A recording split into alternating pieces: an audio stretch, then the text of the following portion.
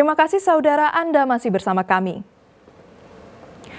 Saudara, pencuri uang kotak amal di masjid di Jombang dipergoki warga. Pelaku akhirnya ditangkap dan dihajar massa. Barang bukti uang 3 juta rupiah lebih disita oleh polisi.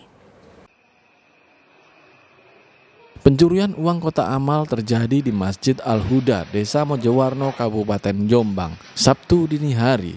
Pelaku Yateno, warga Desa Jipurapah, Jombang. Aksi pria parubaya ini sempat terekam kamera CCTV masjid. Sebelumnya Yateno datang mengendarai motor mendekati kotak amal yang berada di halaman masjid. Kemudian merusak kunci dan menguras uang di dalamnya. Namun saat hendak kabur, pelaku dipergoki warga dan diteriaki maling. Yateno pun ditangkap dan menjadi bulan-bulanan warga. Polisi yang tiba di lokasi langsung menggelandang pelaku untuk mencegah dari amuk massa. Saat diinterogasi, polisi tersangka mengaku tidak hanya mencuri uang kotak amal di wilayah Jombang, namun juga di Kediri dan Bojonegoro. Itu diamankan saksi saat dia ketahuan sedang mencongkel atau membuka kotak amal itu secara paksa dengan menggunakan tang. Yang diamankan adalah barang bukti uang yang dicuri oleh pelaku itu sebesar atau sebanyak 3.500.000. Polisi menyita barang bukti uang curian senilai 3.500.000 rupiah dan alat yang digunakan merusak kotak amal. Dwi Mujarso melaporkan dari Jombang. Saudara, 2 rumah di Ponorogo rusak akibat meledaknya tabung gas helium milik penjual balon keliling. Tidak ada korban jiwa dalam peristiwa ini meski rumah pemilik tabung gas porak-poranda. Rumah yang porak-poranda ini milik Katimun, warga Dusun Kerajaan, Desa Dadapan, Kecamatan Balung, Ponorogo. Tembok dan pintu dapur jebol, sementara genting rumahnya nyaris runtuh. Kerusakan itu akibat ledakan tabung gas yang digunakan mengisi balon. Menurut Katimun, kejadian bermula ketika dirinya sedang mengisi balon dengan gas helium. Setelah mengisi 25 balon, tiba-tiba tabung bocor. Mengetahui hal itu, korban lari dan sesaat kemudian tabung meledak. Selain merusak rumah Katimun, ledakan juga merusak rumah adik korban yang berada di samping. Beruntung istri korban dan ibunya yang berusia lanjut selamat dari peristiwa tersebut. Sudah aku masukkan ke balon, lalu ada suara ngejes, lalu saya kabur, belum jauh sudah meledak. Gitu. Memang udah biasa Bapak ngisi tabung itu? Kejadian jam 2.10. Itu sudah biasa Pak ngisi tabung kayak gitu? Ya. Katimunnya itu sudah lari ke sumur untuk mandi kan kena serbuan itu. Terus tahu-tahu saya lihat itu ada darah banyak itu ya kita cari, tapi anak Katimunnya sudah mandi. Efeknya selain rumah ini apa mengenai rumah tetangga juga Pak? Itu rumahnya, ini rumahnya adiknya. Adiknya tapi sedang di luar negeri. Yang ada di sini mboknya. Yang rusak apa Pak yang di rumahnya adiknya? Tembok sama? Pintu itu? Pintu. Tembok dan pintunya jebol. Kalau rumah ini sebelumnya tadi memang berantakan, hancur berantakan Pak ya? Tidak. Rumahnya hancurnya ini? Di malam itu. Iya. Iya hancur. Temboknya hancur.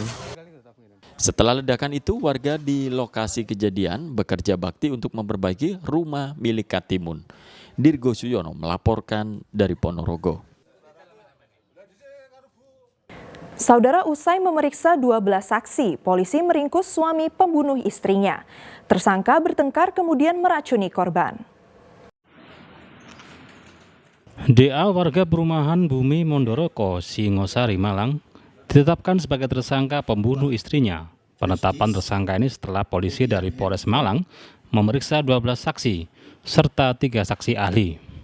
Tersangka sakit hati karena sering bertengkar dengan sang istri karena permasalahan rumah tangga, kemudian meracuni istrinya dengan cairan pembersih lantai. Polisi juga mengantongi sejumlah barang bukti untuk menjerat tersangka, di antaranya rekaman video dan juga buku catatan milik korban. Penyidikan ini membutuhkan waktu panjang lantaran tersangka selalu berbelit-belit dan tidak mengakui perbuatannya. Kita menetapkan tersangka berdasarkan alat-alat bukti yang sudah kami sampaikan tadi, ada surat lebih dari 1, ahli pun kita pakai lebih dari 2, kemudian keterangan saksi kita ada 9, kemudian petunjuk, olah TKP juga sudah dilakukan. Petunjuk itu apa? Persesuaian antara keterangan saksi, keterangan ahli, barang bukti, dan surat itu sendiri. Dan itu sesuai. Makanya kami tetapkan yang bersangkutan inisial DMM sebagai tersangka pelaku KDRT yang menyebabkan korban meninggal dunia. 25 Januari 2024, DS ditemukan tewas di dalam rumahnya.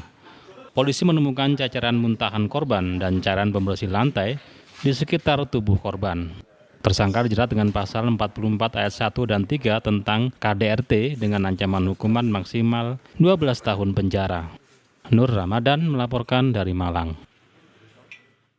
Saudara bandar pil koplo diringkus Satuan Narkoba Polrestabes Surabaya. Polisi menyita 1.500 butir lebih obat keras berbahaya yang belum diedarkan pelaku. MR warga Simogunung Surabaya dibekuk saat narkoba Polrestabes Surabaya karena mengedarkan obat keras berbahaya. Terungkapnya bandar pil koplo ini dari informasi masyarakat akan ada transaksi narkoba di kawasan Putat Jaya. Polisi melakukan penyelidikan dan meringkus tersangka saat mengantar barang haram. Sebagai barang bukti, polisi menyita 1.500 lebih butir pil koplo. Menurut pengakuan tersangka, obat keras berbahaya ini didapatkan dari seseorang berinisial AB yang kini diburu polisi. Pil koplo ini rencananya akan diedarkan di kalangan pemuda di Surabaya. Kami berhasil melakukan pengungkapan tindak pidana narkotika jenis pil double L. Kami mengamankan seorang tersangka dengan inisial MR, umur 24 tahun, alamat Jalan Simogunung, di mana dari yang bersangkutan setelah dilakukan penggeledahan di tempat tinggalnya ditemukan barang bukti jenis narkoba pil double L sebanyak 153.000 butir. Untuk mempertanggungjawabkan perbuatannya, tersangka diancam hukuman 5 tahun penjara. Selamat Riyadi melaporkan dari Surabaya. Saudara, beras murah di pasar tradisional Ngawi jadi rebutan puluhan warga. Agar merata dan tepat sasaran, setiap orang hanya dibolehkan membeli 5 kg beras. Puluhan warga Ngawi rela antre sejak pagi hingga siang untuk berburu beras murah di pasar tradisional Ngawi.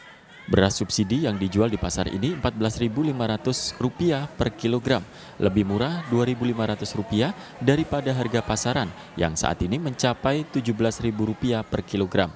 Agar merata dan tepat sasaran, setiap orang hanya dibolehkan membeli 5 kg beras. Menurut ibu rumah tangga, saat ini tidak hanya harga beras yang melonjak, minyak kita dan cabai rawit juga naik. Minyak kita dari harga Rp14.000 per liter kini naik jadi Rp15.500 per liter. Cabai rawit dari Rp30.000 per kilogram naik jadi Rp60.000 per kilogram. Emang beras berapa Bu di luaran Bu? Di luar 16 sampai 17. Kalau antri gini kan cuma 11.000. Kita dibuka antri dari jam berapa Bu? Sampai jam 7. Jam 6 dari rumahnya jauh. Ini sekarang udah berapa jam? Iya, udah 2 jam. Belum buka juga? Belum buka tokonya, masih nganter. Susah juga ya Bu ya? Iya. Udah berapa lama Bu gini? Hampir 1 bulanan. 1 bulan terakhir ya? Iya. Kalau beras sampai berapa? Beras mencapai 16-17 ribu. Kalau minyak? Kalau minyak Fortune itu sekarang 17. Kalau minyak kita 15,5. Dari sebelumnya berapa? Dari harga sebelumnya minyak Fortune Bantal niku 15, minyak kita 14, sekarang naik lagi. Kalau yang cabai sendiri? Kalau cabai hari ini naik, kalau yang tampar itu mencapai 65, kalau yang rawit merah ya 60.000. Dari sebelumnya berapa? Dari harga sebelumnya cuma 4, kalau keriting 40, rawitnya 30. Warga mendesak pemerintah segera menurunkan harga bahan pokok agar beban belanja masyarakat tidak semakin membengkak. Dirgo Suyono melaporkan dari Ngawi. Dan saudara, informasi tadi sekaligus menjadi akhir perjumpaan kita dalam Liputan 6 SCTV Daerah Jawa Timur kali ini. Atas nama seluruh kru yang bertugas, saya Keisha Prabawa mengucapkan terima kasih atas perhatian Anda. Selamat beraktivitas dan salam SCTV.